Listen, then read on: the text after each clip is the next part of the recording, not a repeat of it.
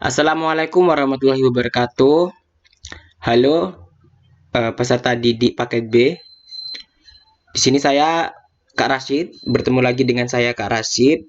Kali ini kita pelajari tentang teks narasi. Sebelumnya kita mempelajari tentang teks cerpen. Tapi berkaitan juga dengan pembelajaran sekarang yaitu teks narasi. Sebelumnya, apakah Anda mengerti apa pengertian dari teks narasi tersebut? Pengertian teks narasi ialah cerita yang runtut. Maksudnya, cerita yang disusun secara kronologi sesuai dengan urutan waktunya, baik berupa fiksi maupun non-fiksi. Lalu, apa bedanya dengan teks narasi dengan teks cerpen yang kemarin kita pelajari, Kak? Perbedaan antara teks cerpen dan teks narasi, yaitu yang pertama, jika ditinjau dari segi gaya bahasanya, teks narasi ini lebih formal atau non-formal, berupa non-formal ataupun non-formal. Sedangkan cerpen, gaya bahasanya yaitu non-formal. Mengapa demikian? Karena cerpen ini sumbernya berasal dari imajinatif, sedangkan narasi ini berupa imajinatif maupun kenyataan. Dan narasi ini dan cerpen ini banyak berisi tentang majas. Kemudian perbedaan dari segi cakupannya.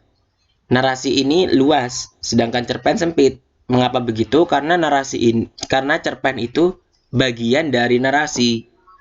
Jadi apa saja macam-macam narasi itu, teks narasi.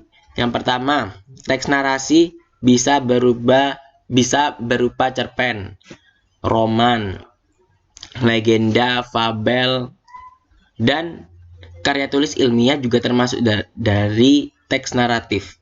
Sedangkan cerpen hanya cerpen itu sendiri, tidak bisa dibagi lagi. Sedangkan menurut alurnya, narasi ini maju.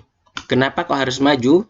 Karena runtutan rentetan acaranya, rentetan peristiwanya, narasi ini berdasarkan kronologinya.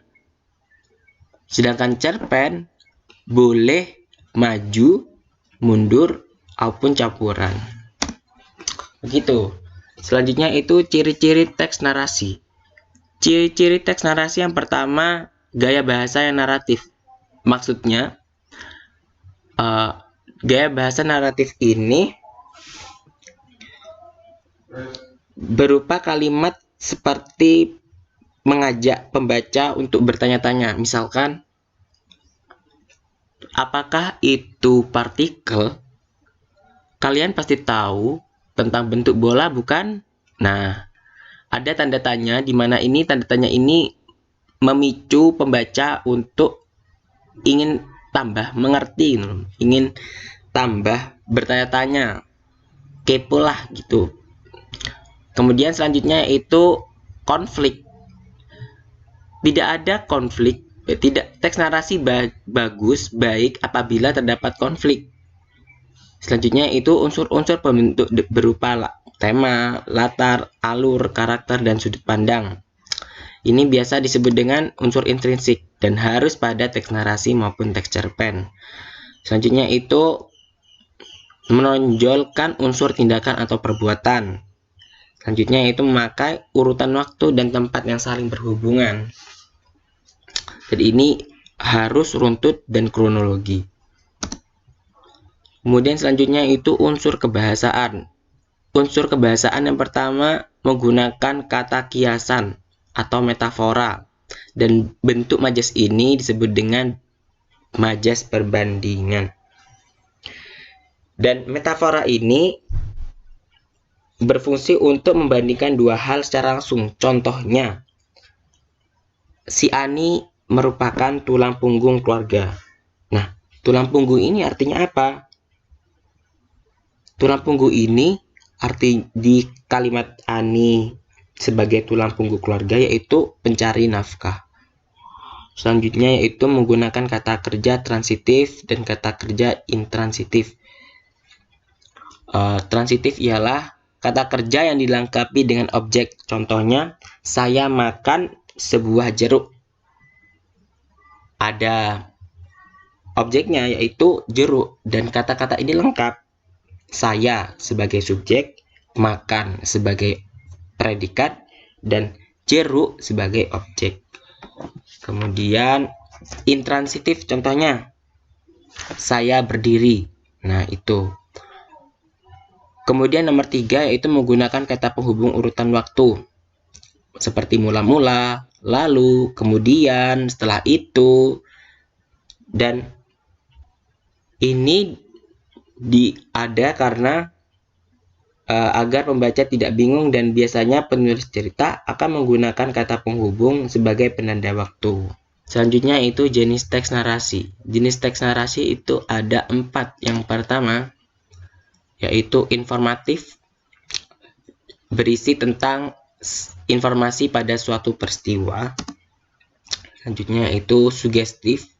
Sugestif ini ada maksud terselubung kepada pembaca, dan maksudnya ini terdapat amanat supaya para pembaca itu juga mengikuti yang penulis ini bikin. Selanjutnya itu artistik, memberikan pengalaman penulis kepada pembacanya. Cirinya terdapat majas atau kiasan. Kemudian selanjutnya yaitu ekspositorik. Jadi memberikan pengalaman yang rinci dan akurat. Cirinya terdapat kalimat prosedur atau kalimat penanda waktu seperti mula-mula, lalu, kemudian, dan seterusnya itu. Berikut contoh dari narasi informatif. Narasi informatif teksnya ini berupa tentang informasi seperti biografi, kemudian tempat ini, peristiwa ini. Nah, seperti itu. Kemudian selanjutnya narasi artistik. Narasi artistik ini berisi tentang pengalaman pribadi yang menggunakan majas. Nah, ini ya.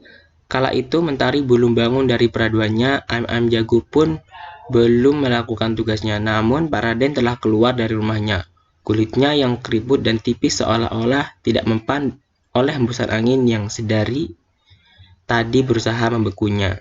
Nah, di sini ada angin sedari tadi berusaha membekunya. Nah, ini termasuk majas apa? Oke, selanjutnya. Baik, itu menjadi tugas kita ya, mencari ya. Hembusan angin yang sedari tadi berusaha membekunya. Selanjutnya itu narasi sugestif. Narasi sugestif ini seperti yang saya katakan tadi, berisi tentang maksud terselubung. Maksudnya di sini yaitu amanat. Hari itu langit terasa terik. Hari itu langit sangat terik, tetapi Budi tetap menarik gerobaknya. Dia susuri lorong-lorong pasar itu dengan harap ada yang membeli getuk buatan ibunya. Hari itu Budi sangat memerlukan uang untuk biaya pengobatan ayahnya. Sejak pagi tadi, Budi mengelilingi pasar dengan gerobaknya, tetapi tak seorang pun yang membeli, bahkan hanya untuk menawarnya. Budi hampir putus asa, pikiran-pikiran jahat mulai masuk ke otaknya. Namun Budi teringat kata-kata ibunya bahwa berbuat baik dan berdoalah agar mendapat berkah dari Allah. Nah, di sini mulai ditimbulkan nih maksud-maksud terselubungnya, yaitu berbuat baik dan berdoa. Selanjutnya yaitu narasi ekspositorik. Narasi ekspositorik ini cirinya yaitu terdapat kata-kata penanda waktu. Contohnya, kemudian setelah itu, kemudian setelah itu, langkah pertama. Nah, dan lain-lain.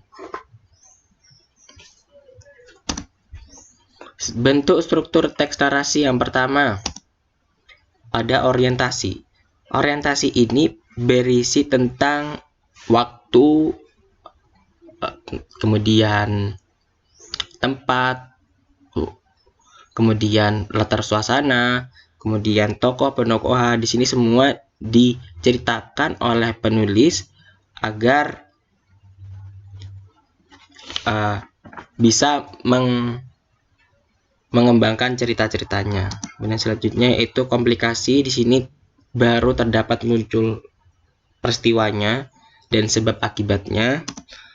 Kemudian turun menjadi penyelesaian, jadi ada solusinya. Selanjutnya yaitu reorientasi. Orientasi ini berisi tentang pesan moral atau amanat, dan biasanya ini tidak wajib untuk disertakan juga. Selanjutnya itu apa sih tujuan dari teks narasi? Tujuan teks narasi yang pertama memberikan informasi untuk menambah pengetahuan. Yang kedua memberikan wawasan kepada pembaca. Yang ketiga memberikan hiburan dan memberikan pengalaman estetik kepada pembacanya.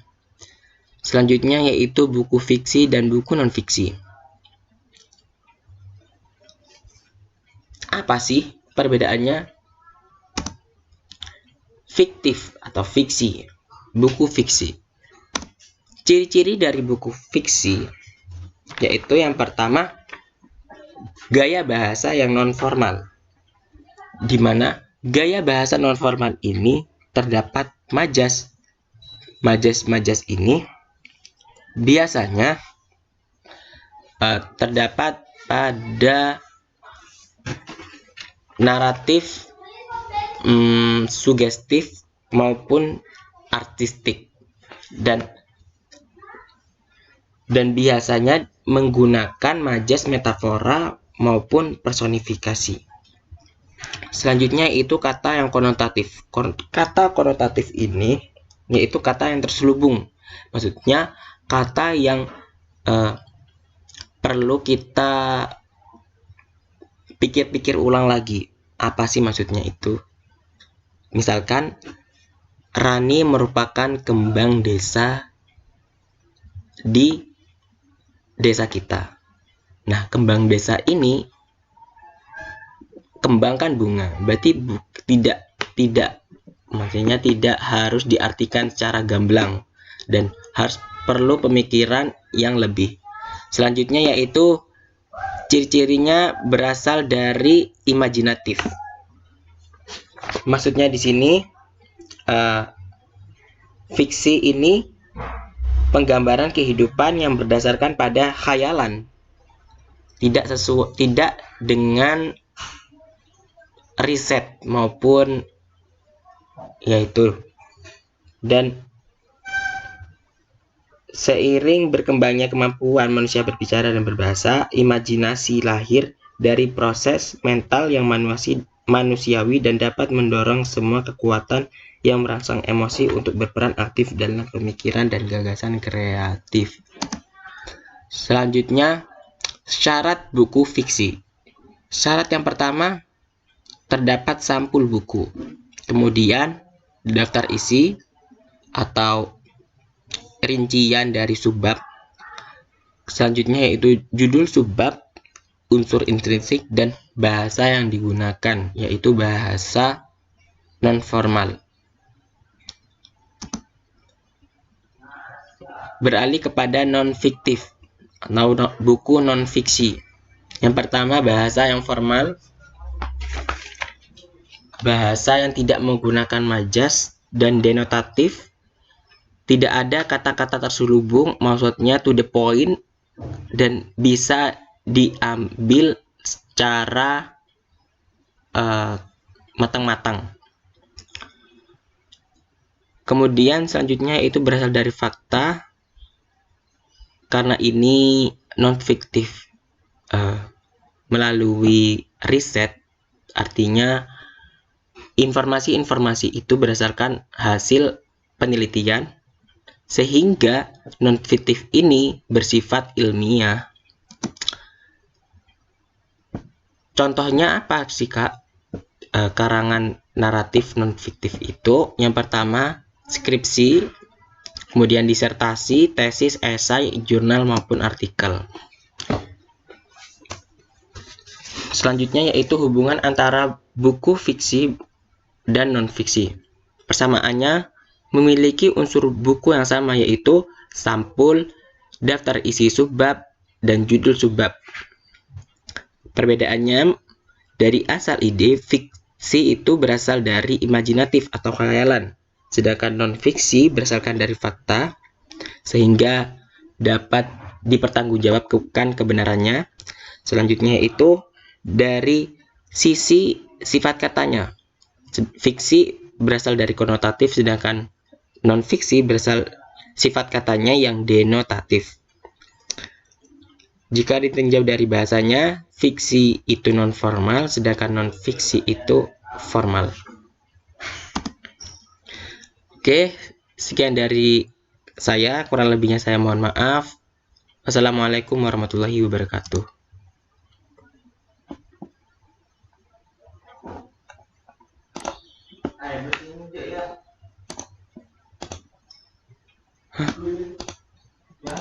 Hah?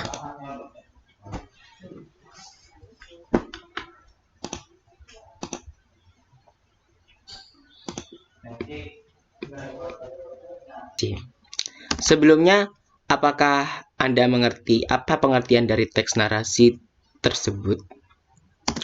Pengertian teks narasi ialah cerita yang runtut. Maksudnya, cerita yang disusun secara kronologi sesuai dengan urutan waktunya, baik berupa fiksi maupun non-fiksi.